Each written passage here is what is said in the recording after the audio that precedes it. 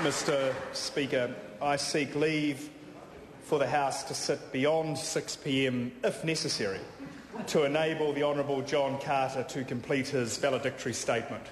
Is there any objection to that course of action being followed? There is none. The House now comes to the Honourable John Carter's valedictory statement. I call the Honourable John Carter. Mr. Speaker, here I am giving my valedictory. And if I had known it was this good, I would have done it years ago. I must say people have been kind enough to say that they are sad to see me going. I'm sorry they're sad. I'm as happy as all hell. Today, Mr. Speaker, I resign as a minister. On the 17th of July, I retire as an MP. I have 2 or 3 projects to do between now and then in Northland, so you won't see a lot of me in this House between now and then.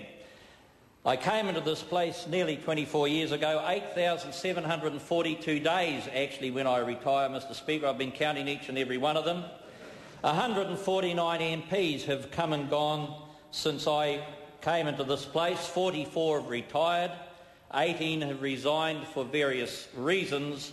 One's died, sadly, one's been expelled, and nearly 2/3 have been defeated. 85 of those have been defeated.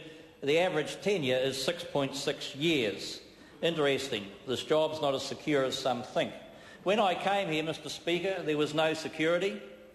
We just had messengers. We shared a secretary.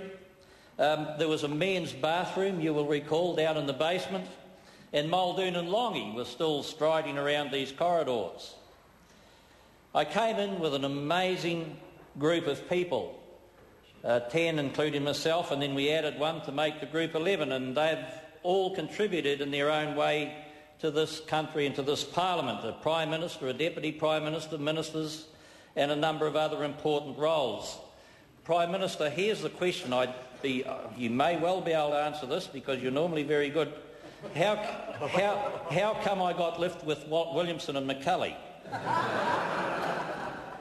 Mr. Speaker, as usual, there's been a few moments. I recall one day that I, like some of us have done in here, decided to make a contribution to the child cancer by having my head shaved. It's never grown back, actually, but I told everybody that I was going to have my head shaved and that it was happening that particular day, and I came back. It was in Dargaville, the event that took place, and I came back. The House had been sitting at about 8 o'clock in the evening.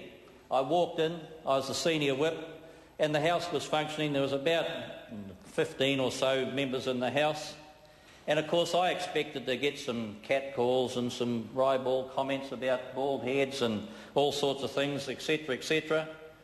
Not a beat. Not any recognition, nothing at all. And I came in, I was actually feeling a bit miffed. I thought somebody would have noticed, and I sat down in the senior whip's chair. Jerry Brownlee was sitting there in the junior whip's chair, and we had a discussion of what was going on. Rick Barker sitting across the other side in the whip's chair, and no one said anything. And about 2 or 3 minutes passed by, and I looked down at Jerry, and there he is, tears streaming down his face, his body shaking with laughter. I said, "What the hell are you laughing at?" He says, "You've got more hair on the end of your ears than you have on your head." I realised at that stage that he and Barker had jacked it up for people not to say anything. There was another occasion, Mr. Speaker, when, and most of certainly the fairer side of this House won't know this, but it occurred to me one day the men's toilets are enclosed, and if the lights are out, it's as dark as all hell in there. And I don't know why, but my humour, and this is toilet humour, folks, got the better of me. And I thought, I wonder what would happen if I went in one day and there was someone in the cubicle, and on my way out I turned the lights out. So I did. I went in there one day and there was someone in the cubicle, no idea who it was, and I thought, this has got to be this opportunity. So I did the business and out I went, and as I went out I switched off the lights and I heard this voice, "Oi!" So I waited round in the corridor to see who I'd caught, and I waited for 3 or 4 minutes. no one came out. I thought, well, goodness, this person's obviously got a problem, but I can't help them.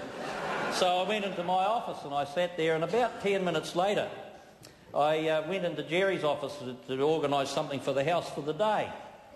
And there was Jerry sitting on the couch with David Farrar. They were having this conversation.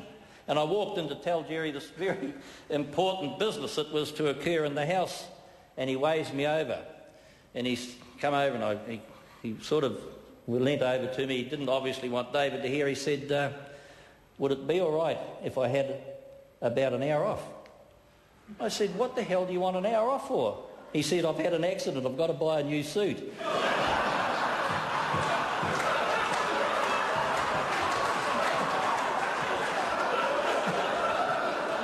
Well,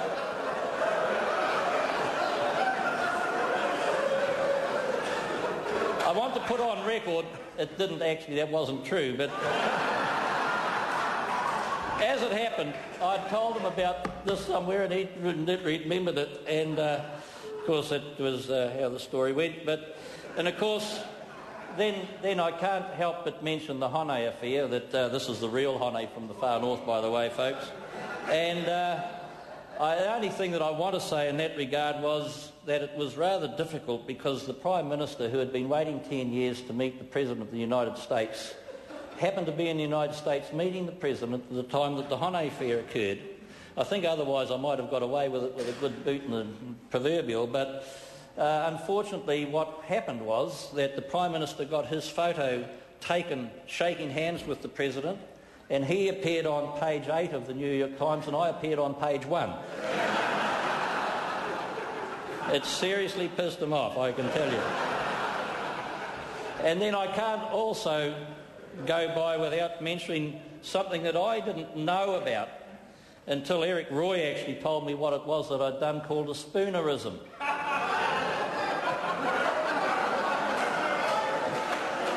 And indeed, it's all right. And there I was. Yes, I've got to concentrate on this, folks. I'd been away and I'd walked into the house somewhere and I was a senior whip, and for some reason we had to keep the debate going. We're in government, God knows why we had to keep the debate going, but we did, I think, because the next minister who was coming down wasn't here or something, and so I had to take the call, and I have no idea what the hell we were talking about, but that's not unusual for me. But anyway, there we were, and so I got stuck into the Labor Party and the opposition and talked about all these cunning things they were doing, and we weren't going to put up with these cunning things, and we wouldn't have cunning stunts like this happening, and so it went on, and I kept saying this, and I know that Jerry, who was sitting there, was waiting for me to bugger it up, and so was everyone else, funnily enough. Even in the gallery they were waiting, and I was carrying on about these cunning stunts until I slipped up. Well, Eric Roy was in the chair. He fell over, collapsed. Elsa Salt, who was a dear lady, who was a very prim and proper lady, she just about fell out of her chair. Jerry Brownlee collapsed in his seat. Trevor Mallard, who was sitting on the other side, got redder and redder and just sort of fell back, exhausted, tears floating down. Annette King, who was sitting there, says, I resemble that remark, and slid under the chair.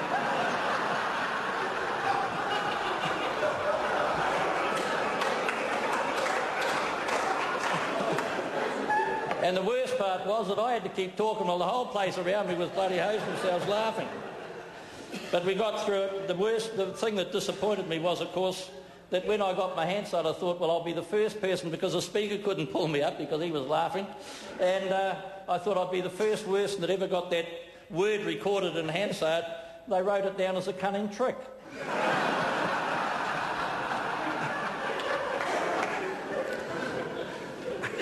But I raise that for this reason, that actually there's a serious issue that we all need to consider, and it's this. We need to have humour, we need to be serious, we do need to debate issues. Obviously this place is important to the country, but we also need to be able to share humour. And I've got to say that I am more and more concerned, indeed I'm pleased I'm retiring, the scrutiny that we're coming under, particularly from the media, who are trying to sanitise us and turn us into saints, is ridiculous. We need to have people who are real, who can laugh at themselves and share things with themselves and be real people. How else, if we don't, can we represent the people who are real in this country? And I say to the... Thank you. And I say to the people who are prone to criticise us, let us just have some space. Let us be real people. Occasionally we will make mistakes, but let us be real, because this is what New Zealand is. And while I'm on that, Mr. Speaker, I want to take this opportunity to table a paper about my superannuation. The thing that annoys me, well, I tell you what, this is serious for this Parliament, and I'll tell you why. Because so often we read about this gold-plated, taxpayer-funded superannuation. I'm going to table a paper which shows that out of the salary package that I have received over the 24 years, and the same as you do, in each year I have contributed after tax $33,000+ each year for the first 20 years, and then it reduced down to $29,000. The fact is that at a modest interest rate of 5% accumulated, that now totals a sum of $1.5 million. I've contributed that out of my after-tax salary package.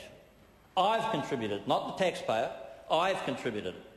The consequence of that is, if that sum now put on a investment and earning 5%, will earn in excess of $75,000 a year, which is more than the fund is going to pay me out.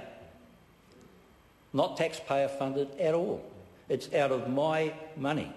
Mr. Speaker, point of order, Mr. Speaker. Point of order, the Honourable John I'm sorry Carter. to interrupt the member on his feet. But I seek leave of the House to table a paper on my superannuation fund. Leave is sought for that course of action. Is there any objection? Out of my bloody pocket. Order. Order. I believe the source is the Honourable John Carter. Is there any objection to that document being tabled? There is no objection. The Honourable John Carter. Mr. Speaker, I now turn to those things that I want to just focus on. I'm proud of my career. I've had a wonderful career. As has been mentioned, I'm one of the longest serving whips. I've been proud to be a minister. It's been a real honour. I must say in that regard, I want to address my portfolios, and I start with racing, which has been seriously frustrating, to say the least. And I just want to say the people in racing fraternity are a wonderful group of people.